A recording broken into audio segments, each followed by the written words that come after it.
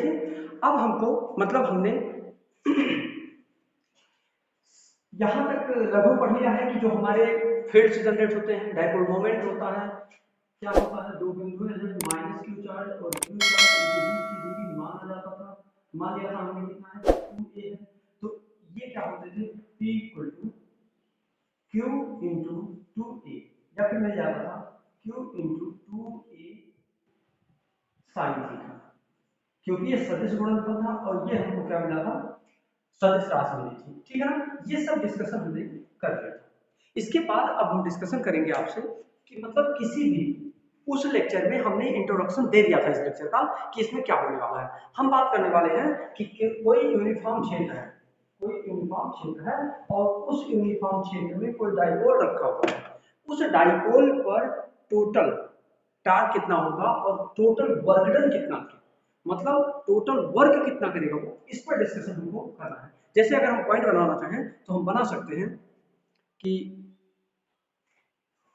मतलब हमको सीधा सीधा जो कुछ भी दिया है वो क्या करना है, एक समान वैद्युत क्षेत्र है, एक समान वैद्युत क्षेत्र है, इस वैद्युत क्षेत्र में कोई डाइपोल रखा है, क्या रखा हुआ है, इस क्षेत्र में कोई डाइपोल ए बी रखा है, मान लेते हैं इसका चार्ज माइनस क्यू है और इसका चार्ज ठीक, इसका सेंटर है ये O, मान लीजिए ये क्या किया गया, इसको हमने थीटा कोण, ऐसे है थीटा कोण घुमा दिया, क्या किया हमने एक छोटा सा कोण थीटा कोण, अब ये बी डैश हो जाएगा और ये ए डैश हो जाएगा और ये एंगल कितना थीटा की डी थीटा मान और छोटा कोण घुमाया गया डी थीटा कोण, इसको घुमा दिया गया।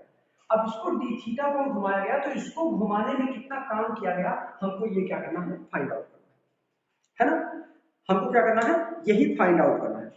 और एक चीज थोड़ा सा हमने जो भी देखा था इसमें हमने कई इक्वेशंस पढ़नी है, उन्हीं सारे इक्वेशंस का यूज करेंगे। जैसे आपने पढ़ा था direct P equal to Q into 2a, पढ़ा था आपने, या फिर किसी किसी बुक में P equal to Q into 2l होता है, या 2ql भी किसी किताब वाले लिख देते हैं, ठीक है ना। ये हमको मालूम था और हमको टार्क भी मालूम था, याद है आपको टार्क का समीकरण, बोलिए टार्क का एक समीकरण मिला था, torque equal to P E sine theta, torque equal to क्या था, P cross torque equal to था एक्चुअली पी क्रॉस ई, तो P cross E cross product क्या होता है पी ई साइन थीटा, बोलिए ये सारे समीकरण आप निकाल चुके हैं। अब इन्हीं समीकरणों पर बात करना शुरू करते हैं। हमने क्या कहा कि मान लीजिए कोई वैद्युत क्षेत्र E है, इस वैद्युत क्षेत्र में कोई डाइपोल ए बी रखा हुआ है, उसके एक पॉइंट पर चार्ज ए पर माइनस क्यू और इस पर प्लस क्यू, इसको हमने क्या किया एक छोटा सा एंगल डी थीटा घुमा दिया, जैसे ऐसे था थोड़ा सा घुमा दिया, ऐसा था थोड़ा सा घुमा दिया, डी थीटा एंगल हमने घुमा दिया। जब हमने डी थीटा एंगल घुमाया तो डाइपोल में जो कुछ चेंज आया या फिर जो वर्क डन हमने किया उस वर्क डन को फाइंड करना है, ठीक है ना। इस समीकरण को हम पहले से पढ़ चुके हैं तो लिख देते हैं tau equal to P E sine theta, ठीक है ना। हमने कितना, वो थीटा क्या था, एंगल था किसके, उस एक्सिस और इसके बीच में, ये जो थीटा एक्चुअल में है, ये थीटा क्या है, ये एंगल है किसके किसके, इसके ई के और इस डाइपोल के बीच में कोण है थीटा, डी थीटा तो ये है छोटा सा एंगल जो हमने घुमा दिया है वो है डी थीटा। बोलिए अगर हम आपसे पूछें कि इस टाउ ये जो टाउ का मान है, सिंपल सी बात है, जो टार्क है वो किस पर डिपेंड करेगा, थीटा, किस पर निर्भर करता है, थीटा पर, टाउ जो है वो थीटा पर निर्भर करता है,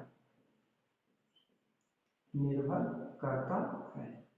कैसे पता चलेगा, थीटा का मान आप बढ़ा दिए, साइन जीरो की वैल्यू क्या होती है जीरो, साइन 30 की वैल्यू क्या होती है 1/2, साइन 45 की वैल्यू 1/2, मतलब 1/2 की वैल्यू होती है 0.5, बोलिए इसका 1/2 की क्या वैल्यू होती है 1 की वैल्यू होती है, मतलब देखिए इधर धीरे धीरे ये वैल्यू बढ़ती जा रही है, लेकिन वो एक समय आएगा कि जब सबसे बड़ी वैल्यू, जब थीटा इक्वल टू 90 होगा तो साइन 90 की वैल्यू 1 हो जाएगी, मतलब सबसे ज्यादा कहां होगा जब थीटा इक्वल टू 90, मतलब जब इसको ये कितने पर रखा, ध्यान से देखिए, जो इलेक्ट्रिक फील्ड ये है, इस इलेक्ट्रिक फील्ड के सीधा परपेंडिकुलर रखा, ये थीटा इक्वल टू कितना होगा 90।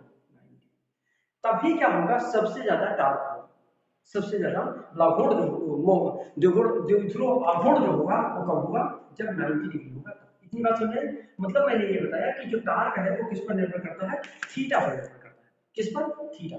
अब मैं इसकी बात करूं जो इसमें काम हो रहा है उसकी, तो डी डब्ल्यू, भाई थोड़ा सा कोण घुमाया आपने तो D W torque into D theta, tau की वैल्यू उठा के रखिए, तो P E sine theta D theta, ये डी डब्ल्यू है। ये तो इतना एक थोड़ा सा घुमाने पर किया गया कार्य इतना होगा। अगर मैं टोटल वर्कडन निकालूं कि इसको पूरा एंगल घुमाया जाए तब कितना आएगा, तो आप इसको क्या कर देना चाहिए, आपको इंटीग्रेट कर देते, ये तो रूल है। तो ये हो जाएगा P E sine theta D theta, ये भी इंटीग्रेट। देखिए पी ई कांस्टेंट हो जाएगा तो पी ई बाहर आ जाएगा, बचा क्या, साइन थीटा डी थीटा। बोले ठीक है यहाँ तक?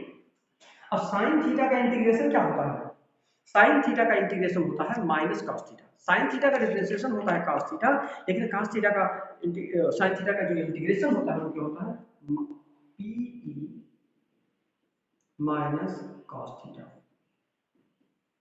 बोलिए ठीक है, इसका मतलब minus P E cos theta. बोलिए समझ आ रहा है? जो डी डब्ल्यू वर्क डन आएगा, जो सॉरी जो टोटल वर्क डन आएगा इंटीग्रेशन ऑफ ओवरन, वो क्या मतलब पी ई साइन थीटा। एक चीज और बताइए, जो ये लिमिट लिया गया है वो पहले तो थीटा जीरो, मतलब इनिशियल कोई वैल्यू था थीटा नॉट से कहां तक, थीटा तक। कहां से, थीटा नॉट से कहां तक, थीटा तक। अगर हम आपसे पूछें तो इसमें लिमिट भी तो अप्लाई होना चाहिए, थीटा नॉट से थीटा तक। बोलिए, थीटा नॉट से थीटा तक लिमिट अप्लाई होना चाहिए नहीं, थीटा नॉट से थीटा। तो अगर इसका लिमिट अप्लाई कर दें तो इंटीग्रेशन ऑफ डी डब्ल्यू क्या हो जाएगा माइनस पी ई, और ये हो जाएगा cos थीटा माइनस, पहले अपर लिमिट लगता है बाद में lower limit, cos theta minus cos theta naught, मतलब final limit minus initial limit. बोलिए ठीक है? बोलिए। अब कंडीशन देखिए, इसमें जो हमको फाइंड करना है इसके चार केस बनेंगे। कितने बनेंगे, चार केस बनेंगे। एक zero, theta equal to zero से शुरू करिए और कहां तक लेके जाइए 90 तक, एक 90 से शुरू करिए 180 तक ले जाइए, एक 180 से 270 तक, एक 270 से 360 तक। देखिएगा जब आप इसको रोटेट करेंगे तो जीरो से शुरू करेंगे 90 तक ले जाएंगे, फिर दोबारा क्या करेंगे 90 से शुरू करेंगे 180 तक जाएंगे, फिर 180 से शुरू करेंगे 270 तक जाएगा, और फिर 270 से शुरू करके 360 कंप्लीट है। यही तो वर्क डन यहाँ फाइंड करना है। बोले टोटल वर्क डन यही होगा, जब एक चक्कर पूरा घुमा देगा तो जितना घूमेगा और जितना काम होगा वो साफ साफ मिल जाएगा हमको, जो थीटा पर डिपेंड करेगा। भाई थीटा पर ही टार्क डिपेंड कर रहा है, अभी आपने देखा, तो वर्क डन भी तो उसी पर डिपेंड करेगा। इसका मतलब तीन केसेस बनेंगे, देखिएगा। तो केस फर्स्ट जो बनेगा वो क्या बनेगा, थीटा इक्वल टू जीरो बनेगा, और theta not equal to zero बनेगा, और थीटा इक्वल टू 90 बनेगा। बोलिए दिख रहा है ना, दिख रहा है, कोई डाउट? चलिए थोड़ा सा घुमा दिया, ठीक है ना। अब देखिए थीटा नॉट इक्वल टू, अब इसको उठा कर रख दीजिए तो आपको मिल जाएगा W इक्वल टू मिल जाएगा। अब टोटल वर्क हो गया ना, इसका मतलब W इक्वल टू क्या मिल जाएगा, नहीं हमको इंटीग्रेशन के बाद W ले लेना चाहिए। W इक्वल टू क्या मिल जाएगा, माइनस पी ई और cos 90 माइनस cos 0।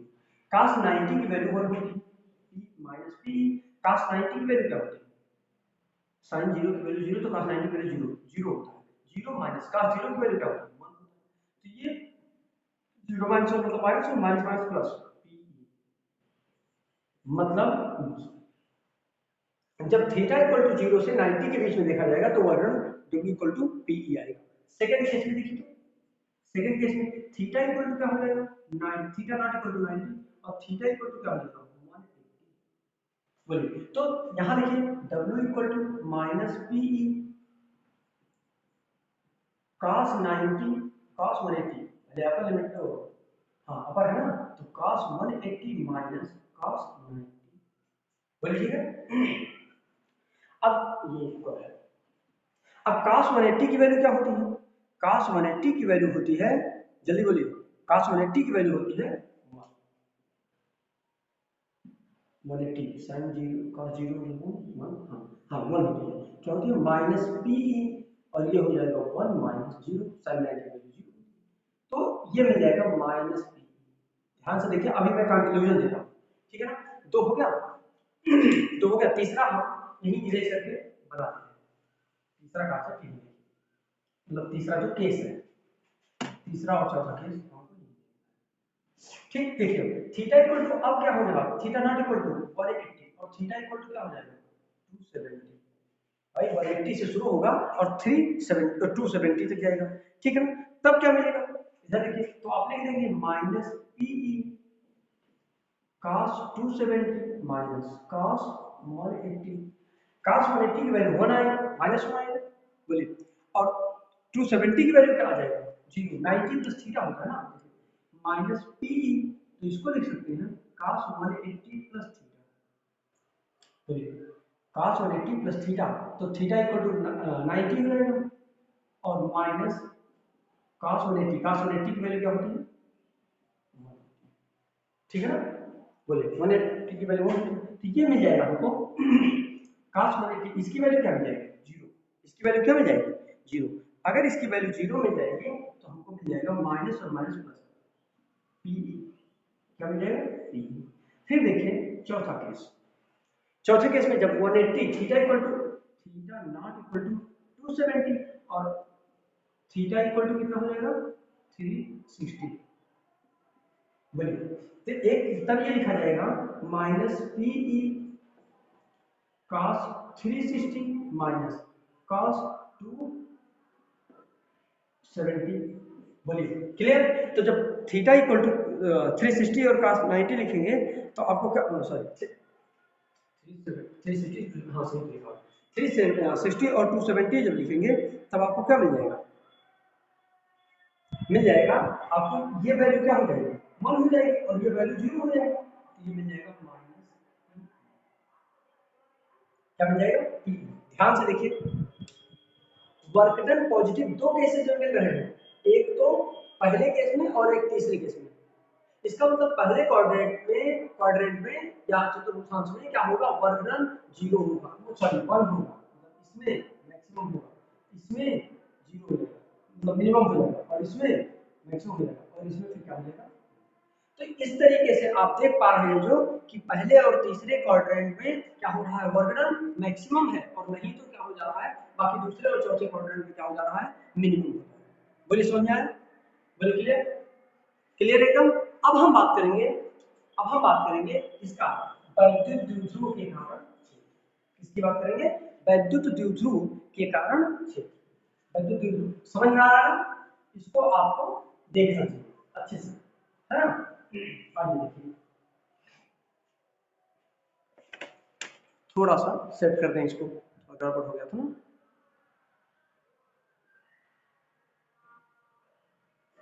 ठीक, अब देखिए वैद्युत द्विध्रुव के कारण क्षेत्र,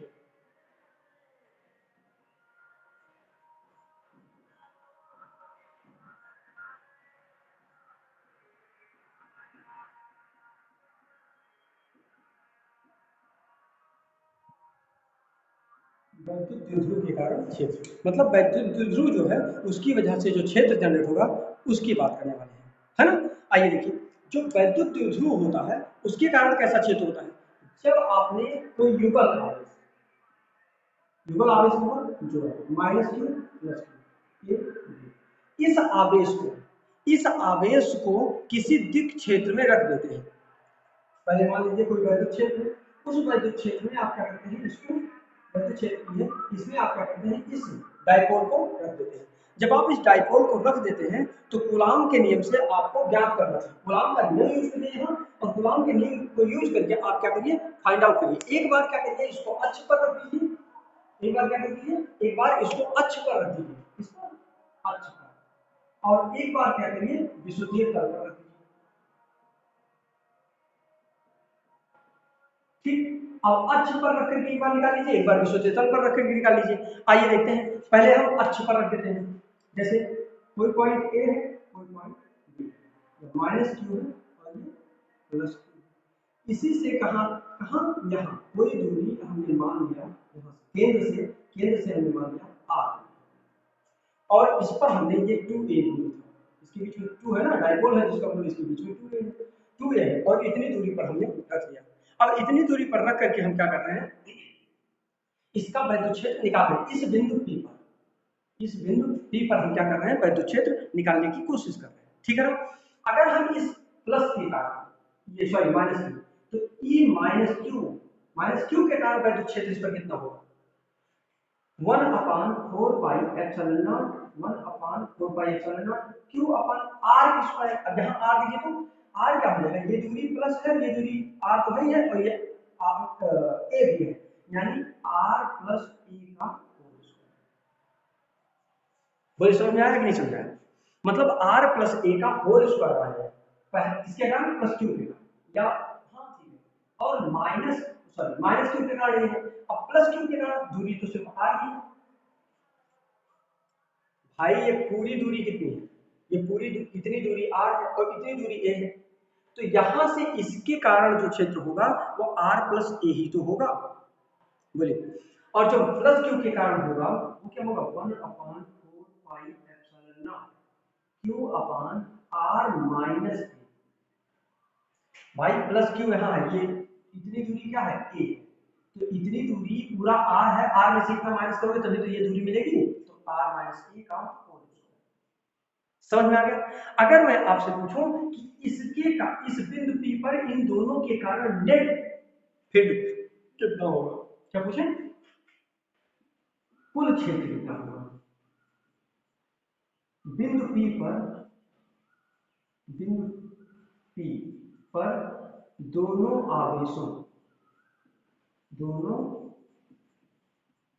आवेशों के कारण कुल क्षेत्र कितना होगा। इसका मतलब हमको E मान लेना चाहिए, कुल क्षेत्र क्या होगा, E होगा, तो E प्लस क्यू और E माइनस क्यू हमको जोड़ देना चाहिए, बोलिए सही है ना। अब इन दोनों को अगर हम ऐड कर दें तो हमको कुल क्षेत्र मिल जाएगा, आइए देखते हैं। तो E इक्वल टू हो जाएगा, अब इसकी वैल्यू रखिए 1/4 पाई एप्सिलॉन नॉट, और क्या हो जाएगा, Q upon R plus a का होल स्क्वायर, और इसकी वजह से क्या हो जाएगा, plus 1/4 pi epsilon not 4 pi epsilon not और Q upon R minus a का होल स्क्वायर, बोले ठीक है।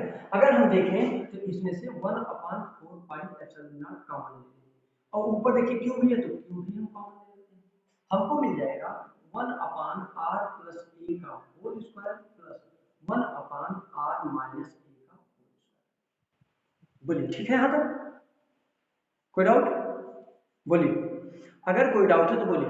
एक चीज और थोड़ा सा गड़बड़ लिखना है, कोई दिक्कत है, जब माइनस क्यू आवेश है तो उसका पॉइंट चार्ज कितना है, माइनस क्यू, बोलिए इसका पॉइंट चार्ज कितना है, माइनस क्यू, तो जब माइनस क्यू है तो वो माइनस क्यू कहीं ना कहीं होगा ना, जब ये कॉमन हो गया तो यहाँ एक क्यू माइनस में, बोलिए यहाँ तो ठीक है कि नहीं ठीक है, बोलिए अब ये हो जाएगा Q upon 4 pi epsilon not, और इसको क्रॉस मल्टीप्लाई भी कर दीजिए, ये हो जाएगा R माइनस ए का होल स्क्वायर और माइनस R प्लस ए का होल स्क्वायर, बोलिए ठीक है, और अपान हो जाएगा R प्लस ए का whole square R minus a का होल स्क्वायर, यहाँ मिल जाएगा Q upon 4 pi epsilon naught, ये मिल जाएगा a square plus b square minus 2AR, और ये हो जाएगा माइनस प्लाई होगा a square plus b square मतलब माइनस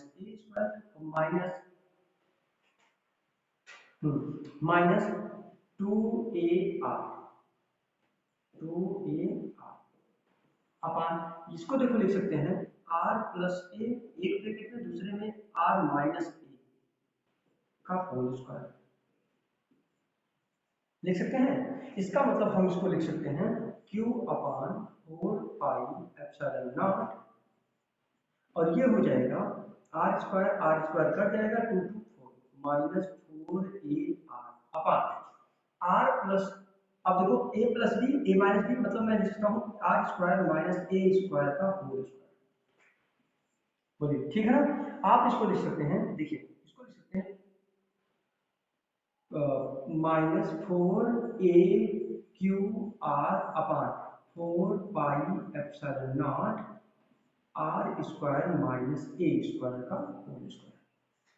ठीक, थोड़ा सा दिखाई दे रहा है स्पष्ट ना?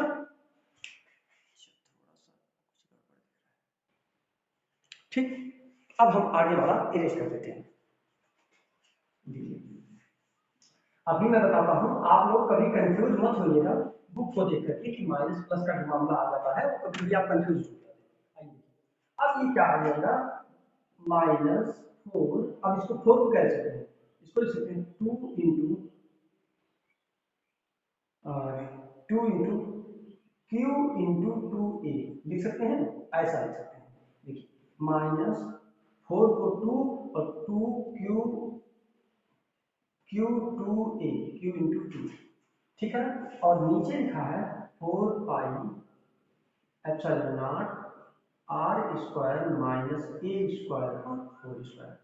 इसको देखिए, आप q इंटू 2a को आप p लिख सकते हैं, तो -2 इंटू p अपान क्या हो जाएगा 4πε0 r square minus a square का होल स्क्वायर। सही है ना? अब ये जो p होता है ये p नहीं है, एक्चुअल में ये मैग्नीट्यूड है p का, और 4πε0 r square minus a square का होल स्क्वायर। बात समझ में आई इतनी बात? बोलिए, ये क्लियर हो रहा है? अब देखिए,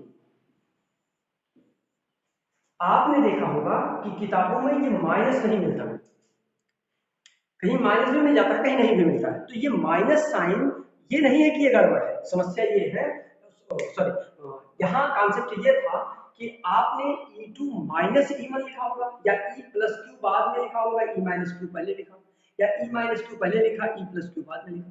ठीक है ना? ये चीजें आपने क्या होगा, हमने आगे पीछे ऐड ही करना था, जहां भी ये प्लस माइनस जाता वहां ये माइनस हो जाता। तो ये माइनस नहीं भी आ सकता है और आ भी सकता है। ये एकदम एग्जैक्ट फार्मूला है किसका, मतलब जब किसी अक्ष पर कोई वस्तु रखा होगा तो उस पर टोटल इलेक्ट्रिक फील्ड कितना होगा, इतना होगा। कितना होगा, इतना होगा। थोड़ा सा और देखिए, इसी को समझाने का प्रयास करें। ये लिखा जाता है -2 अपान 4πε0। ठीक, इसको देखिए, अगर मैं कह दूं इसके कंपैरिजन देखिए तो, अच्छा फिगर इरेज कर दिया। हमने देखा था ये O है, ये माइनस क्यू है, ये प्लस क्यू है, और ये कोई पॉइंट P था। यहां से ये दूरी r थी, इतनी दूरी r थी। अगर आप देखें तो r square minus a square, इसको देखिए, अगर ये दूरी r थी तो r क्या है, बहुत बड़ा है, किसके कंपेरिजन, a के कंपेरिजन। मतलब a क्या है, अप्रॉक्सीमेटली बहुत छोटा है। क्या है, ये बहुत छोटा है। अगर ये बहुत छोटा हो, अगर ये बहुत छोटा हो तो मान सकते हैं ना कि ये much much much smaller than हो सकता है। अगर ए काफी छोटा हो तो आप क्या लिख सकते हैं, इसको लिख सकते हैं 1 upon r square minus a, zero हो जाएगा लगभग, तो आर स्क्वायर माइनस 0 स्क्वायर। अरे भाई बहुत छोटा है, ये हो जाएगा क्या, ये मिल जाएगा हमको -2 अपान 4πε0 r पावर। बोलिए, समझ में आया? मतलब और थोड़ा सा देखा जाए तो ये मिल जाएगा आपको -2 अपान 4π। अब देखिएगा 2 और 4πε0 ये सब क्या है, कांस्टेंट है। इसका मतलब मैं कह सकता हूं कि जो e मिलेगा वो डायरेक्टली प्रोपोर्शनल है इसके 1 अपान r पावर 3 और r पावर 4। मतलब समझ में आया कि ये क्या है, डायरेक्टली प्रोपोर्शनल है। इसका मतलब क्या हो जाएगा, ये अप्रॉक्सीमेटली 0 के बराबर आ जाएगा। बात समझ में आ गई? बोलिए, क्लियर? बोलिए, ये चीज समझ में आया, क्लियर है एकदम? कोई डाउट यहाँ तक, कोई डाउट यहाँ तक कहीं, किसी पॉइंट में कोई प्रॉब्लम? बोलिए, बोलिए, कोई डाउट है तो बोल सकते हैं। कोई छूट तो नहीं रहा है ना? 2ar 2ar, अच्छा एक देखिए ना, आर क्यूब आना चाहिए यहाँ, वही मैं सोच रहा हूँ कहाँ गड़बड़। अभी जब देखा ध्यान से तो यहाँ आर क्यूब होना चाहिए, दिखाता हूँ कैसे आएगा। ये देखिए 4ar, तो 4ar तो हमने लिखा ही नहीं था, -4 cube into 2ar, 4 into ar है ना। तो अब ये इधर देखिए, तो ये हो जाता -2 इंटू आर बाहर कर लो और क्यू इंटू 2a, तो 2 2 4 क्यू ए आर हो गया ना। तो ये एक आर यहाँ बचा है, एक आर यहाँ बचा है, एक आर यहाँ बचा है। अब ये एक आर इसको कैंसिल कर देगा, ये 3 बचेगा, ये हो जाएगा E directly proportional to 1 upon R. बात समझ आ रही है? बोलिए, क्लियर? कोई डाउट किसी को? कोई डाउट कमेंट करें, अगर कोई समस्या है तो कमेंट करें। ये देखिए, ये एक हो गया है ना, ध्यान नहीं दिया गया, थोड़ा सा लापरवाही इसको बोलेंगे, तो ध्यान नहीं दिया गया, आर यहाँ से छूट गया और आर यहाँ छूटने की वजह से वो धीरे धीरे धीरे धीरे करके छूटता चला गया, इसलिए यहाँ आर पावर 4 आने लगा था। लेकिन होना क्या चाहिए, आर पावर 3 होना चाहिए। जो ई होता है वो डायरेक्टली प्रोपोर्शनल होता है किसके, उनकी बीच की दूरी के क्यूब के, मतलब क्यूब के इनवर्सली प्रोपोर्शनल होता है, डायरेक्टली नहीं, इनवर्सली प्रोपोर्शनल। इलेक्ट्रिक फील्ड जो होता है वो आर, उनकी बीच की दूरी के पावर 3 के इनवर्सली प्रोपोर्शनल होता है। बात समझ में आ गया? अब नेक्स्ट पॉइंट में, नेक्स्ट लेक्चर में हम डिस्कस करेंगे किसके बारे में, विषुवतीय तल पर रखा, मतलब विषुवत रखा। आज हमने बात किया कि अक्षीय तल पर रखा हो, कल हम डिस्कस करेंगे आपसे नेक्स्ट लेक्चर में कि विषुवतीय तल पर अगर रखा हो, मतलब स्वार्थ पर यहाँ ना रखा, इसी अक्ष में ना रखा हो, यहाँ कहीं, अगर विषुवतीय तल पर रखा हो, यहाँ कहीं रखा हो, तो कितना इलेक्ट्रिक फील्ड होगा, इस पर डिस्कशन हम नेक्स्ट लेक्चर में करेंगे। ठीक है ना? फिर मिलते हैं आपसे नेक्स्ट एपिसोड में, तब तक के लिए।